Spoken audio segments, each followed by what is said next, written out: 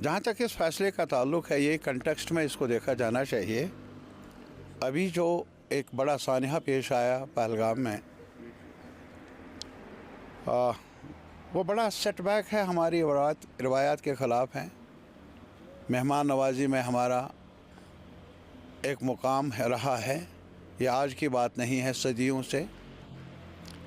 और जो यहाँ तक हमारे टूरिस्ट सेक्टर का ताल्लुक़ है, टूरिज़म सेक्टर का ताल्लुक़ है, वो तो निशाना बनाया ही गया इसे कि इस सेक्टर को आँच आ जाए, धक्का लग जाए। ये ऐसे ही नहीं हुआ, पहलगाम में ही क्यों हुआ, आज ही क्यों हुआ, यही पस मंज़र है। क्या यहाँ मामूल के हालात पैदा ना हों? करने वालों के लिए ये मसला नहीं है किसी की रोज़ी छिन जाए, रोटी छिन जाए।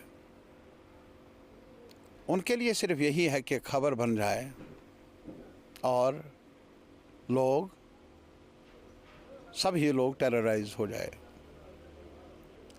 लेकिन बदकिस्मती हमारी तरफ से ये है कि रिस्पांस जो मिलना चाहिए पूरे सरकार से, मैं दिल्ली की सरकार ख़ास तौर पर, क्योंकि वही उनके पास ही कमान है, सिक्योरिटी स्ट्रक्चर्स भी वही ज़िम्मेदारी संभाल रहे हैं, उनको जो रिस्पांस देना चाहिए, यहाँ सबक हासिल करना चाहिए, उसमें सबसे बड़ी कमी यही है कि एतमाद साजी की तरफ वो तवज्जो देते नहीं।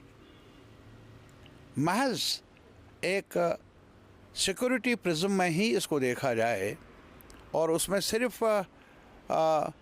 टेरर का जवाब और फोर्सेस का इस्तेमाल, गिरफ्तारियों का, अंधाधुंध डिमोलिशन का, वो जवाब नहीं है। मैं नहीं कहता हूँ कि जहाँ तक ये अनलॉफुल एक्टिविटी में कोई शामिल हो उसके ख़िलाफ़ कानून के अंदर कार्रवाई न की जाए, लेकिन कानून के अंदर कार्रवाई हो। अरे हमसायों के मकान भी गिराए दिए जाएं तो कहाँ का इंसाफ है?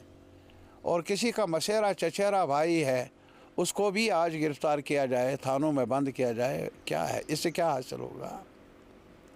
हमारा मशवरा है, हमने सहा है, ये नहीं है कि हम कोई बाहर से आए हैं आज, बल्कि इस मिट्टी में पैदा हुए हैं, इसी में जन्म लिया है और आज तक सियासी ज़िंदगी भी इसी मिट्टी में आज तक रवा दवा रही है। कितने लोग मर गए? हज़ारों की तादाद में। किन की ज़्यादा तादाद थी? यहाँ के आलिमों को नहीं छोड़ा, यहाँ के सियासी लीडरों को नहीं छोड़ा, यहाँ के अखबार वालों को नहीं छोड़ा, यहाँ के समाजी एक्टिविस्टों को नहीं छोड़ा गया। इस भट्टी में हम सब जुलस गए। अगर कश्मीरी पंडित यहाँ से चला गया, बहुत सारे मुसलमानों को भी घर छोड़ना पड़ा। अफसोसनाक।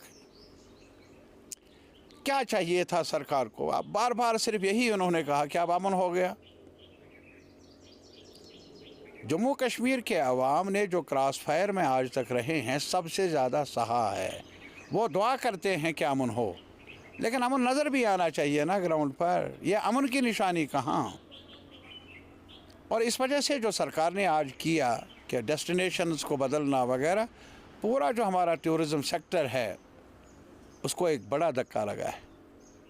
सरकार उधर कदम उठाए, ये कदम उठाए, उनकी ज़िम्मेदारी है, वो कदम उठाए जो वो मुनासिब समझते हैं। लेकिन मेरी नज़र में इसके लिए बड़े एतमाद साजी के कदम चाहिए गवर्नमेंट ऑफ इंडिया की तरफ से, हम सब की तरफ से, मुल्क के अवाम की तरफ से, और ख़ास तौर पर मीडिया की तरफ से एक ज़िम्मेदाराना रोल होना चाहिए नेशनल सतह पर।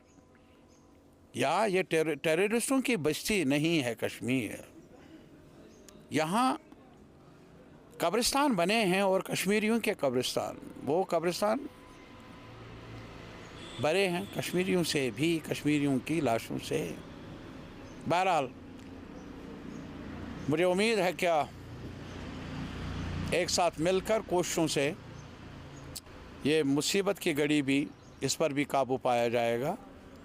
लेकिन ज़रूरत है कि जो सरकार चलाने वाले लोग हैं दिल्ली में, उनको वुसअत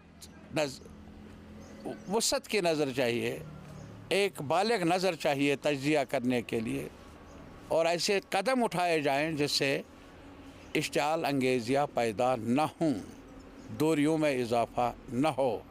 मेरे ख़्याल में वो एक बड़ा कदम होगा दहशत वहशत पर काबू पाने के अमल में।